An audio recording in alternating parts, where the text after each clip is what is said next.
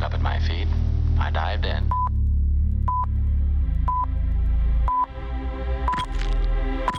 It's all about deep-seated underlying fears. Who are you? You're ready to wake up, you're going to wake up. You are ready to wake up. Influence. Ready to wake up. Wake up. Who are you? Who are you? So then, when you're in the way of waking up and finding out who you really are, what you do is what the whole universe is doing at the place you call here and now. You are something the whole universe is doing in the same way that a wave is something that the whole ocean is doing. The real you is not a puppet which life pushes around. The real deep down you is the whole universe. Think about that. Focus. Life is pattern. Pattern. It's all process. Who are you? Process. Conscious attention. Try and imagine what it will be like to go to sleep and never wake up. Think about that. Think about that. Ready? To wake up, you're going to wake up. Wake up. Wake up. Wake up.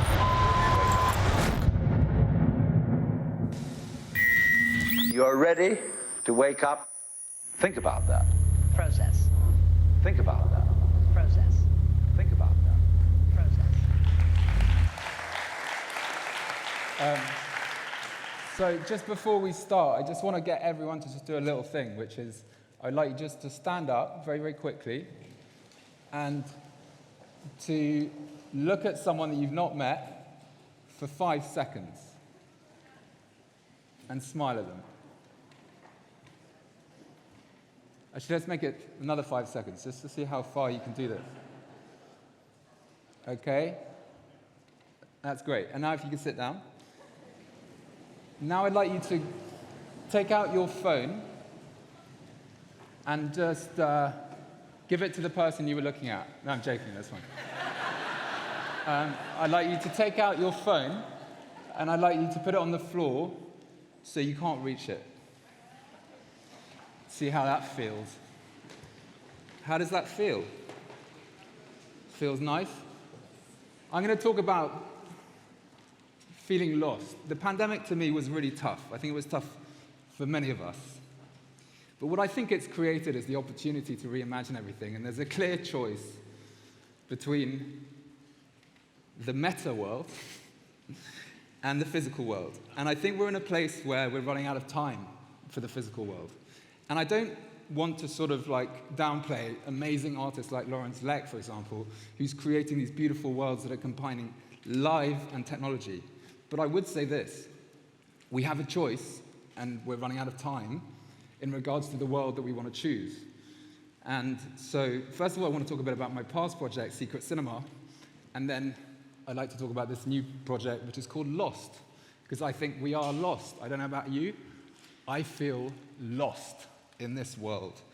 But lost is a good feeling because it means you're not checking that phone, as none of you are now, which is good, apart from that guy. Oh yeah, I've got a presentation. Let's do it. So when I was young, when I was 11 years old, I went to the cinema and I fell in love with the film. And I thought I was the central character in the film. And this idea, I just became obsessed with going to the films. And I loved cinema. And I didn't understand the relationship between fiction and reality. And then when I grew up, as I grew up, the slide is not going forward. I started going to these free parties. How many people here are ravers? So what it meant, not just the drugs, which were nice, was that I realized that everything's made up, that there is no borders, there is no walls, there are no rules, and you can create anything at any time. So the combination of music festivals, free parties, created this thing, Secret Cinema. And Secret Cinema was always this dream as a child of living inside a movie. And I started it, and here is a little film.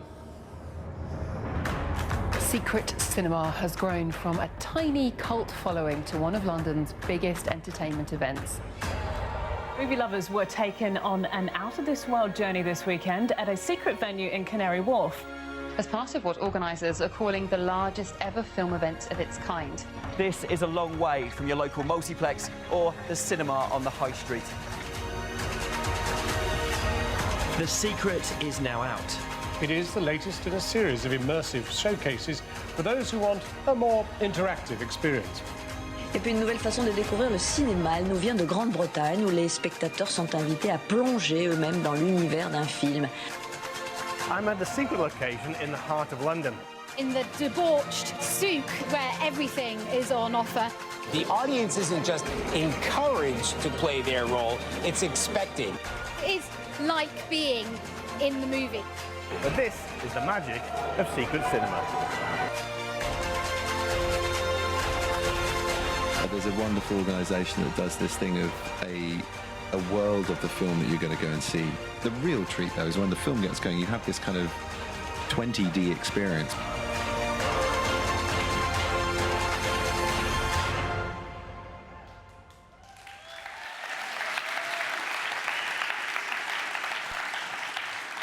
So I'm just going to take you through an example. Actually, yesterday I cut half of this deck in presentation because it was too long. If I am going on about stuff, just shout at me. Let's make this physical. In fact, let's just talk about it. If I'm going on, okay, I'm going to stop rambling.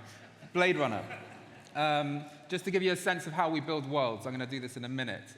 We create this kind of digital world purely for us to be able to then create a more rich physical world.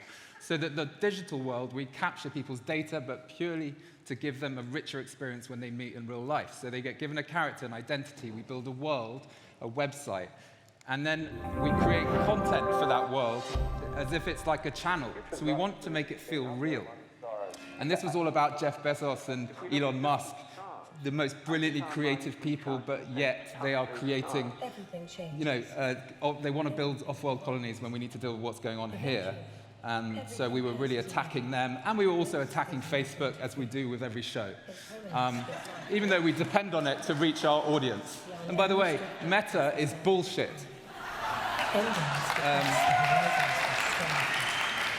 But obviously, I'm very naive in saying that, because there are probably good things about it. But anyway, Star Wars, which we took over an old, abandoned newspaper factory in London, transformed 18 acres into the world of Star Wars. 100,000 people came. We managed to persuade Bad Robot, Disney, and 17 other stakeholders to give us the rights. They were mad to do so, but we did it and we got it. And so this little video you see behind me shows you how we build the world. So we create this kind of like Yoda-esque interview application. So we find out who they are and exactly who they are. And then we create this social network. But I've always wanted to build a social network that's really good for you, and one day I'll do it. But I think these social networks were good for you. And then we did, the event was across 18 acres. We had 100 actors. We rebuilt all the sets. We had 18 DJs, and it was fantastic. And I'm showing off, but it was good. And it really, yes, so just some other examples of Secret Cinema. We took over an old school, turned it into a prison, worked with Amnesty International. I believe prison should be abolished. I think prison doesn't work, and I think we're living in a prison. If we go down the Meta route, we're living in the prison. Yes, so Shawshank Redemption, 400 prisoners, 25,000 people, an old school, worked with Amnesty International. We want people to feel the story behind the film and then make it count, make it have impact, make what we do have impact in our lives. Handmaiden, we did a screening of The Handmaiden, and Victoria, we did these pre-releases. We also do every single show that we do, we feel a responsibility to what's happening on the day. Dr. Strangelove was a warning about Trump. We lost, sadly. Love Refugees was a program we created in the Calais camp where we built a cinema for refugees. When The Interview was cancelled, we screened The Great Dictator, and when Robin Williams died, we screened Dead Poets Society, and we worked with Mind, the mental health charity. This is the screening we did in Calais in the camp. I can honestly say it was the best secret cinema we've ever done. I've never experienced a feeling like that of actually having meaning. Doing something like Star Wars with Disney and Netflix and all these people is great, but actually, what are we doing with our lives? And I keep thinking back to this screening. We also did a screening in Afghanistan. I organized the anti-Brexit marches in London. We lost.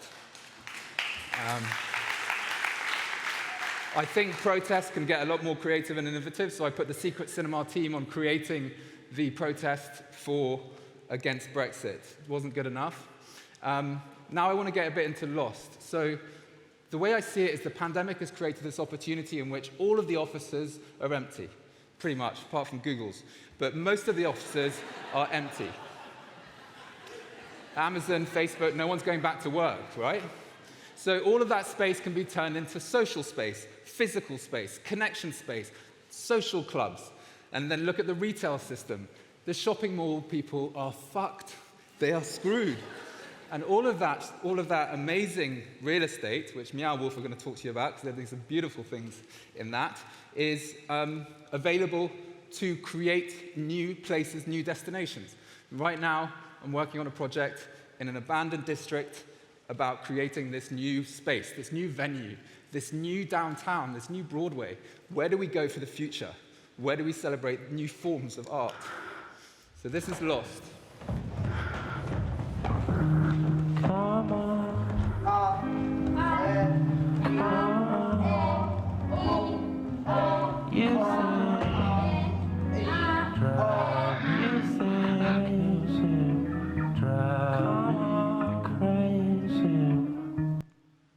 So when I started building Lost, which was when I stepped back from Secret Cinema is now a very big team, and I've stepped back to really go back to the roots of what I was building with Secret Cinema before we did a wonderful partnership with Netflix and Disney, which I'm very proud of, and yet I don't want to, I'm not going to get into that,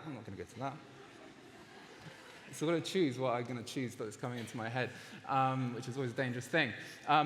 But with Lost, it's about creating the future of entertainment, the future of art, and creating a network of artists that can connect with each other beyond having to post it on fucking Instagram. Why should artists be feeding the Instagram algorithm? Why do we depend on that to survive? There must be another way. Going back to the beginning of culture and entertainment, I'm running out of time, there was these beautiful cathedrals of culture, beautiful old picture palaces, theaters, operas. And look at them now, these sort of modern Westfield-like council building art centers with glass that feel like airports, right? They're not very beautiful. They don't represent the importance of art. So going back to the sort of like inspired by the Situationists, the protests at the Cinematheque, how they built the Cinerama to create an alternative to television. They built this big new cinemas with 70mm projection. Looking at the history of cinema, this is such a scatty talk, isn't it? Is it going all right so far? Yeah. One day I'll be more focused. But basically, and not put myself down when I know it's going actually quite well deep down. Look at these beautiful old cinemas that became bingo halls and pubs, and all of them are dead. And look at the new cathedrals of culture, the O2 worlds, right? We don't need to live in this world. We don't need to live in a world with brands that just keep us on our phones all day. And look at this beautiful photograph that's randomly in the deck for no reason. No, this beautiful photograph is a cinema in Detroit. I don't know why I love it. It feels like there's a swimming pool in the audience. This is the old theater in downtown LA, which I tried to buy, and then Apple came along and bought it instead. And they've turned this beautiful old theater into an Apple store, which I think is sad. But maybe other people might argue and say, well, at least they have the cash to restore it. And that's true, but I don't agree. It should be a theater, not an Apple store. And that's my worry, is that the future is going to be bought by Amazon, Netflix, all these companies are going to buy all the real estate just to keep us on our phones, just to keep us watching 10-hour Netflix documentaries, just to keep us online all the fucking time. We need to make a choice against it. I'm running out of time. Broken real estate.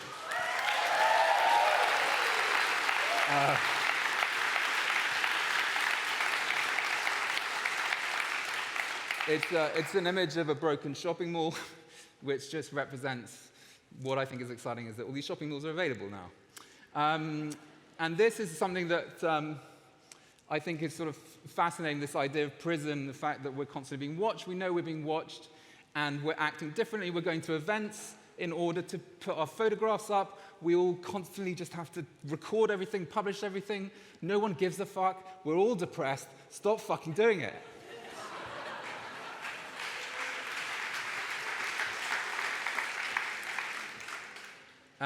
Yes, so what I'm going to end with I've run out of time, but I'm going to go over by 3 minutes. Tim can come and get me off the stage. By the way, what a lovely team you guys are. Can we have a round of applause for these lovely people? I'm building this new venture called Lost. On Tuesday night, if you're still in Lisbon, we're taking over an abandoned palace, and we're going to break in, and we're going to invite some of you to come. So if you're interested, Alana is over there. Would you just like to say hi? Who works with me at Lost. And I would love it, you know, if you hated my speech, I would love to talk to you. I would love to have a debate. We have to have more debates. We have to be more critical, and we have to be more radical. And Lost is what we should be. Thank you very much. Services a lot. We'll get them hooked to a scheme of rewards and punishment. Almost everyone is going to use virtual reality to improve how we work, how we play, and how we connect with each other. Humans are no longer valued for our creativity. No, now we're just valued for our data. But they're like a poison to the filmmaker. They're a poison to the painter. They're poison to creativity. It's about time that it took art and said, come on, baby, show me something. To do things that are important, but things that have some meaning and significance. Desiring an idea is like a bait on a hook. We believed that human beings connected could create any future we could imagine.